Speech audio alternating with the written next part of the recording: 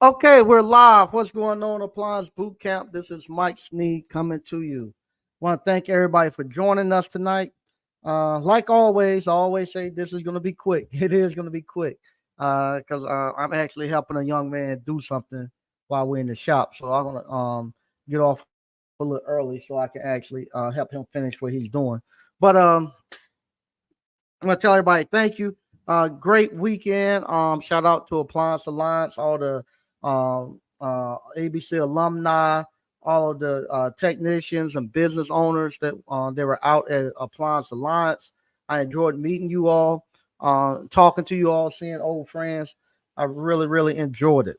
Also, I want to give a shout out to the Christmas parade. At the Christmas parade. I was out in Rocky Mount at the Christmas parade. Uh, if you hadn't already with your businesses, that's a good time to actually connect and stuff with your family and your friends. Not good, Lord. I said family and friends with future customers and past customers. That's a great time to actually connect with them. I was out there. This was the first. This kind of goes into what I'm talking about tonight. I was actually out there tonight. Hold on a second. Uh, yeah, I was out there tonight, and let me see. Hold on, see if I can get. He's not able to see me. I'll get him in a second. Um, I was out there. Wow, my whole thing going. Sorry. I'm with Sam, and I'm going to get him to actually turn his phone down a little bit. Give me 1 second. I'll be right back.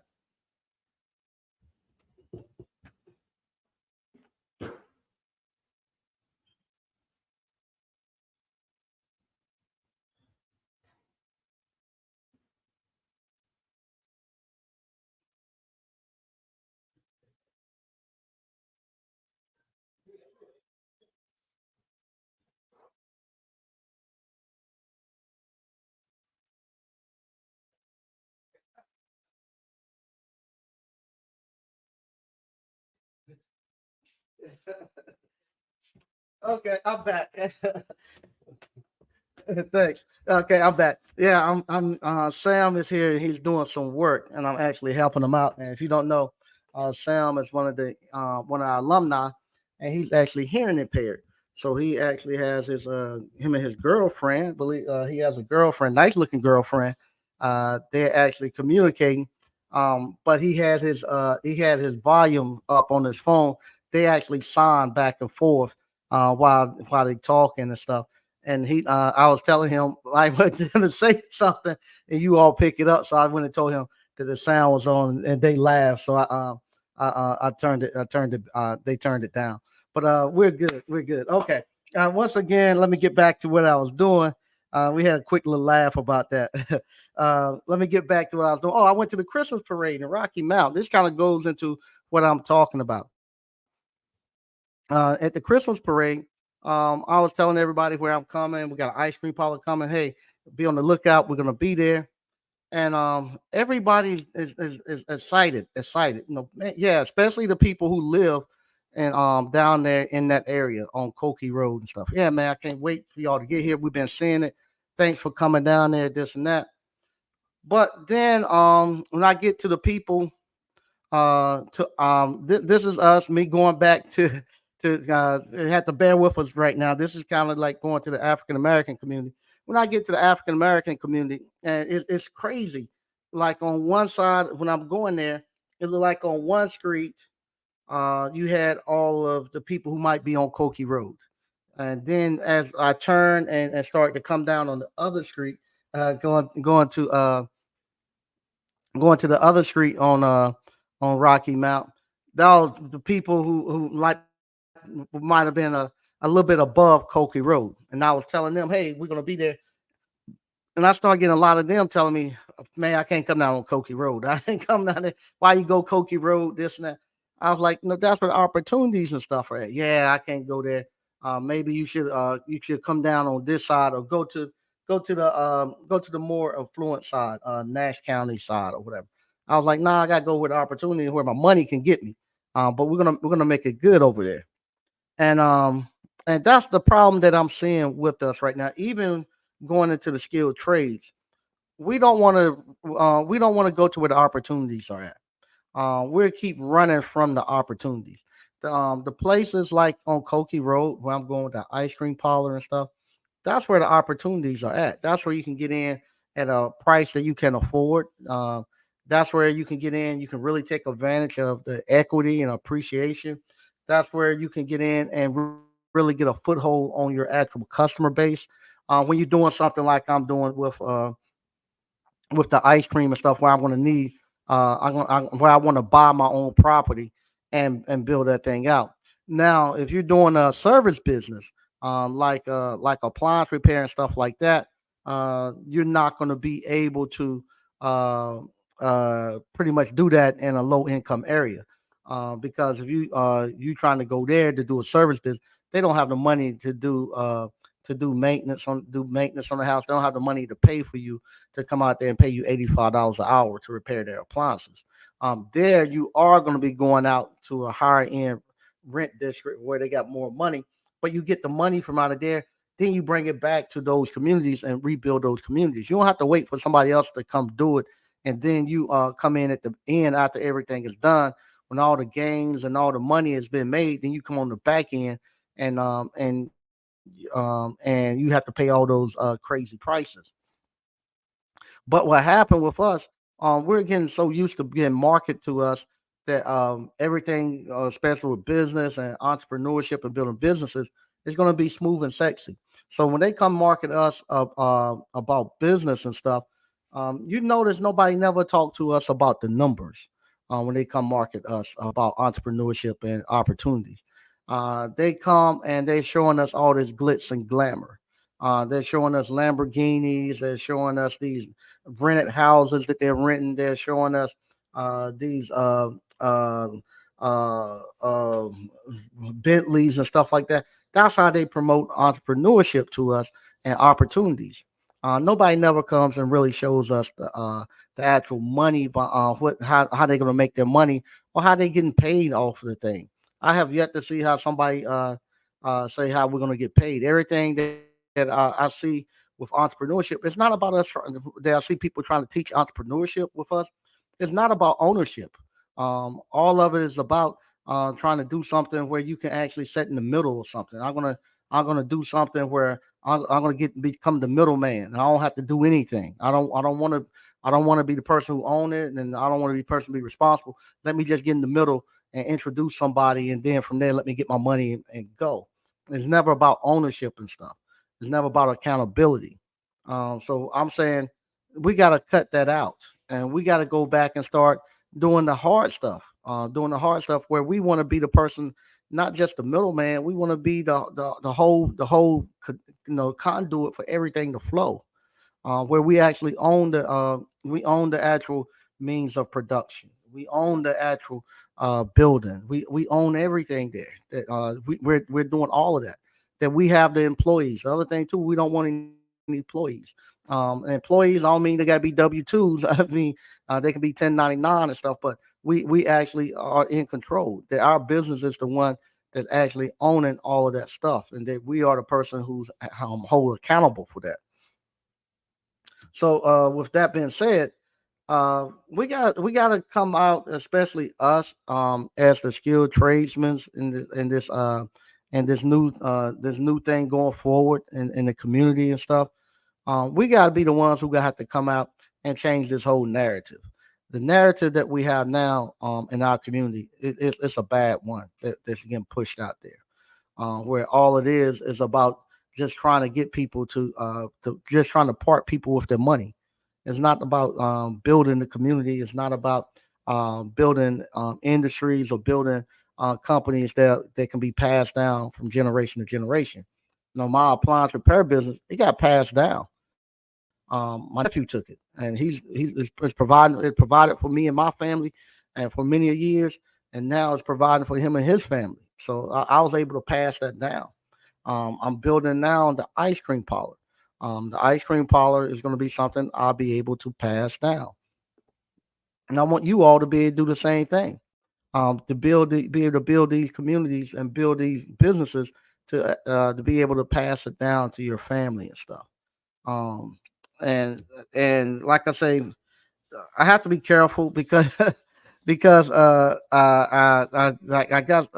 gotta be careful with how I say this stuff because so many people watching, and I got people now from Rocky Mount are actually now watching too.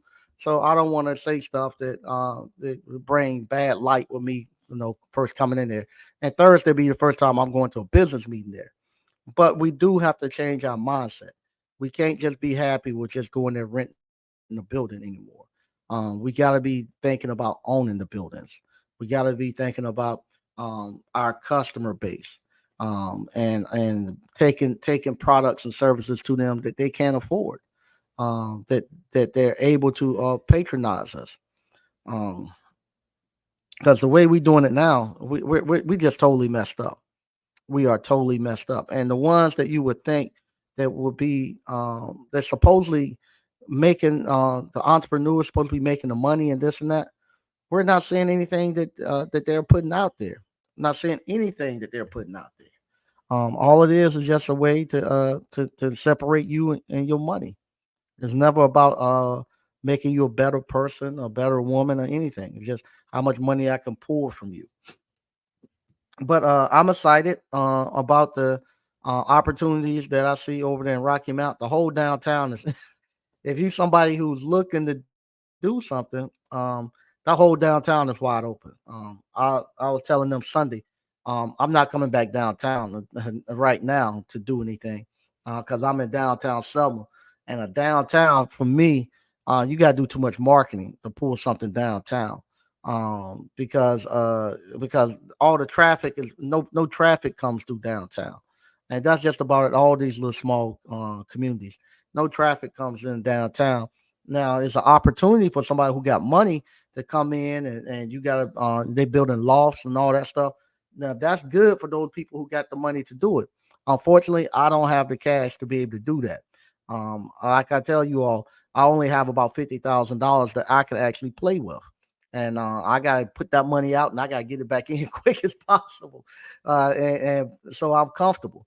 So I don't have the cash to be able to do it now. Maybe my kids and grandkids later on they will have the cash and the money to go out and do stuff like that. But right now, I currently don't have it, so that's why I have to go someplace where I can get a little better deal, and I gotta go someplace where I think with the traffic going through there, it'll make it a lot better for me because like I say, uh, going someplace downtown and you got poor people down there, that's a fight. That's a fight to pull people down there, especially when you're trying to figure out, especially when the town is trying to figure out their identity. So especially here in Selma, the town still hasn't quite figured out their identity. Some people say it's gonna be, for a long time they branded it as an antique capital. This is the antique capital, blah blah blah. And so with that, they put a lot of seeds in the ground to say it's an antique capital. But now the new people say, no, we don't want to be antiques anymore. But in order to do that, you gotta go and disc up all that stuff and get rid of that. But we still have more antique stores coming in here. So, and you coming down and they you coming down, you see billboards saying antique capital. What else you gonna do? The town ain't really decided who they are and their identity yet. And I don't know if it's the right thing for the town to decide. Maybe it's got to be some more organic because they try to decide with the antiques. I don't think that worked as well. Maybe it's not so much for the town to decide, but something to go more organically and decide.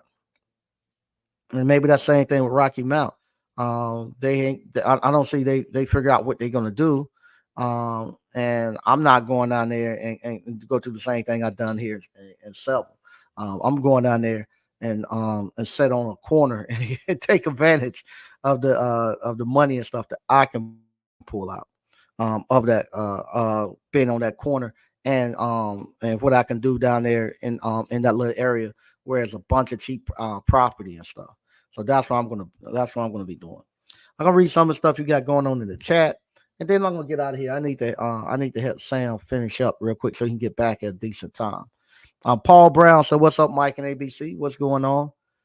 Frank Evans said, "What's up, Mike?" All right. Ricky Johnson said, "What's up, ABC fam? Hey, what's happening?" Zoe Holiday, "What's up, Mike and ABC family? Hey, how you doing?" Solid Steps to Wealth. Hey, what's going on, Miss Ward? Enjoyed seeing you again this weekend.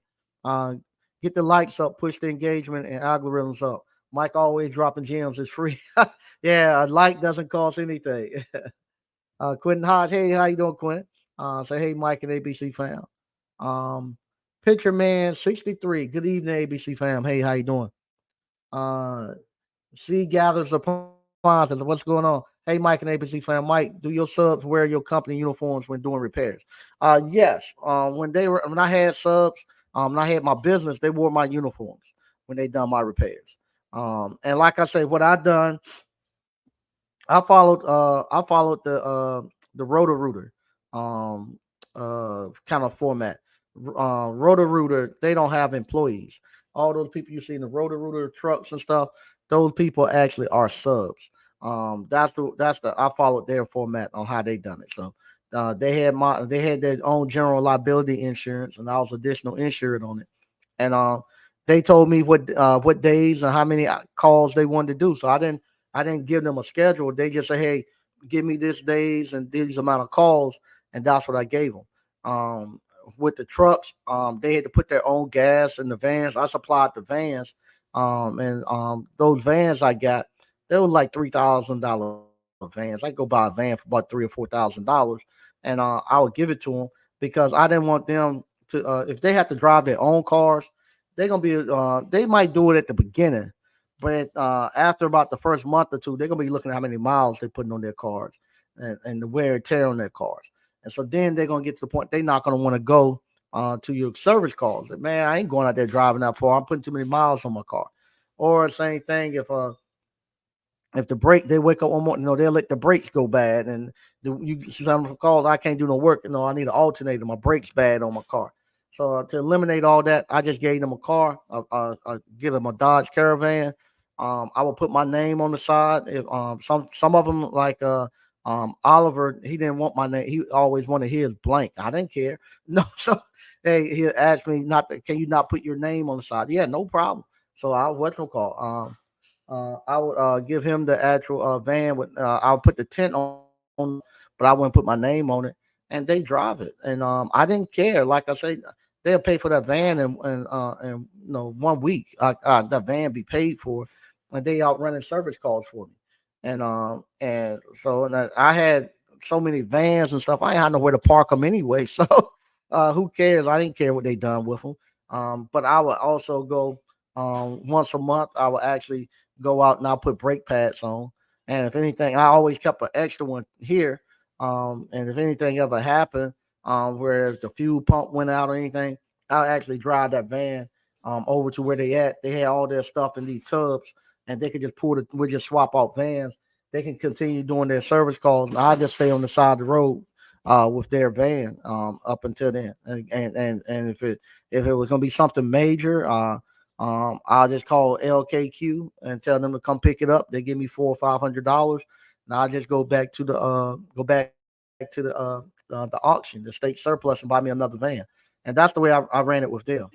And it was good. It was good. And the other two, and the reason why I didn't want the subs, there was two reasons why I didn't want the subs. One, I didn't want the subs because I didn't want to be responsible for I didn't want to be responsible for unemployment because I had one guy that I had to let go, and you let him go, you got to pay unemployment. And you already, when you got W-2s, you're paying you paying unemployment insurance anyway.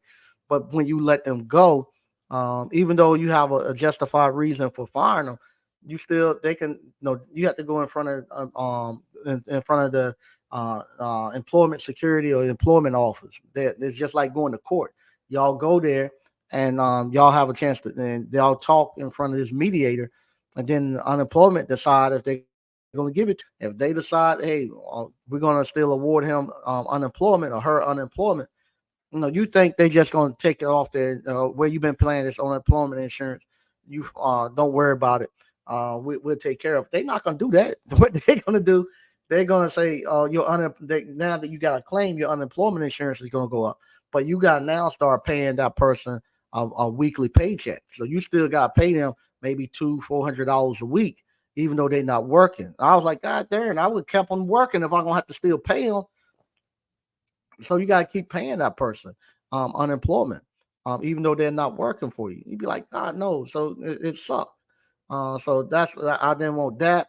And then the other thing I didn't want, child support. If somebody working for you and they're W-2, the company is responsible for making sure that child support get in. And that child support to take have you sitting in court, for their child support. And I said, man, forget this. I'm done with this mess. So that's why I got rid of the W-2s and went straight 1099s.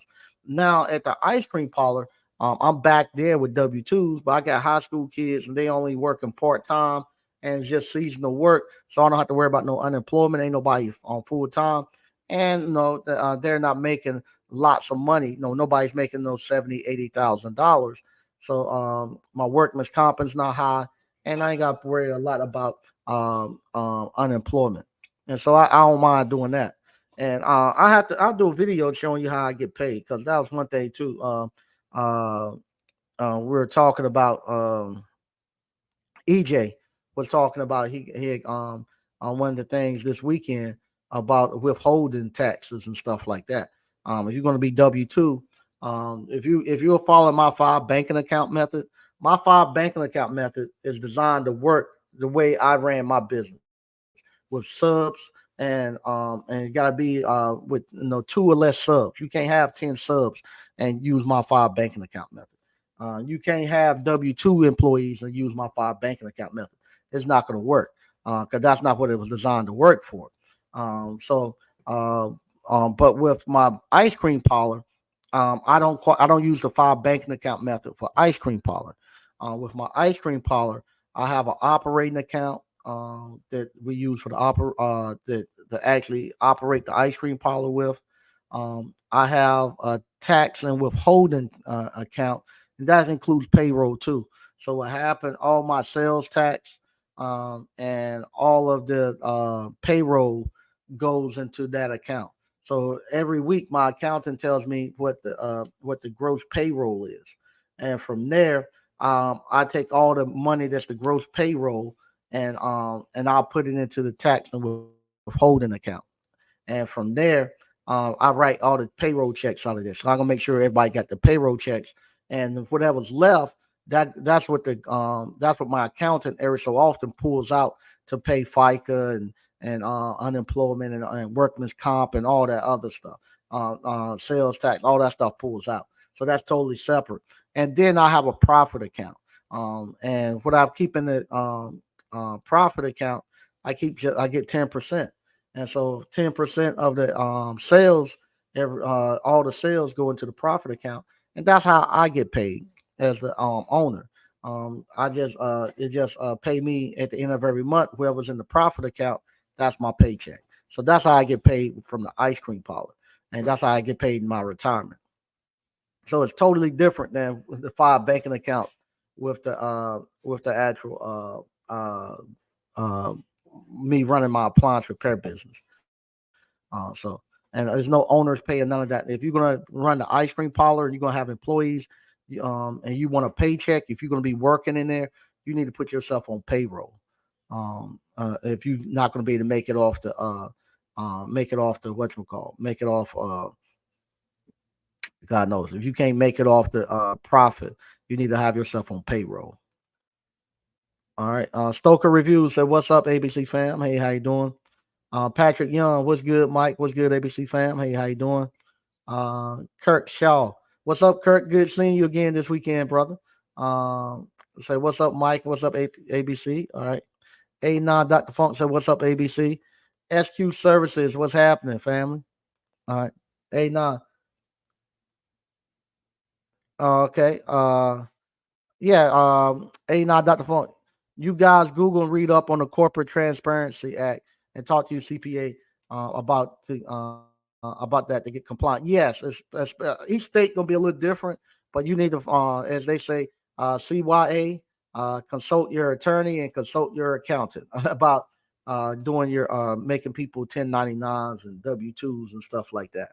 But that's how I ran it, and that's how I'm running it now. But I don't do all my payroll and all that stuff. My accountant does all of that. All I do is just tell them every week how many hours and how much tips they actually got, and then they'll send me what the payroll gotta be. And at the end of every month, I give them my gross sales, and then from there they'll compute how much the sales tax and all that gotta be. And like I say, with the actual withholdings, and all that, that's computed with payroll. You just gonna move all of that over at one time, so you can have payroll and stuff ready. But once again, like I say, I'm getting out here a little early. Uh, Mike, is Mike Jr. still on track to purchase a home next year? Yes, him and I had that talk yesterday. We had it yesterday. He watches, believe it or not, he watches the show, and whatever I'm talking about, that's what he gets in his head. He's gonna do the same. So now a house is not good enough for him. He wants a farm. He wants a traditional farmhouse or something. He wants now. So I'm telling him, oh, man, come on, man, you making it too hard. So it might be something where we might be able to do something together. So now he gets in his mind now he wants a farm because he's hearing me talking about getting a farm. So it might be something him and I might do together where like I say, where if we get a little bit of land, I might have something where we might put something on there for him. But that's where he's at now. He wants the same thing I want. He wants a farm. So but once again, I want to thank everybody. Yeah, thanks for the heads up. Once again, I want to thank everybody for watching. I'm getting ready to go here and help Sam finish up with what he has going on, so we both can get out here in a decent time. I'll be back. I'll read this. This is a law that takes place January 24th, and LLCs has to be registered. It's a big deal that's not been disclosed. Okay, thanks. I appreciate it. All right, good stuff. All right, thanks, Frank Evans. I'll be back on Thursday. And like I say, I got stuff going on to here. I got stuff going on at the Rocky Mount. We got a lot of stuff happening. So I should have some good content coming out for you all from now up until the end of the year. Once again, thank you all for watching. I'll be back on Thursday. Bye bye.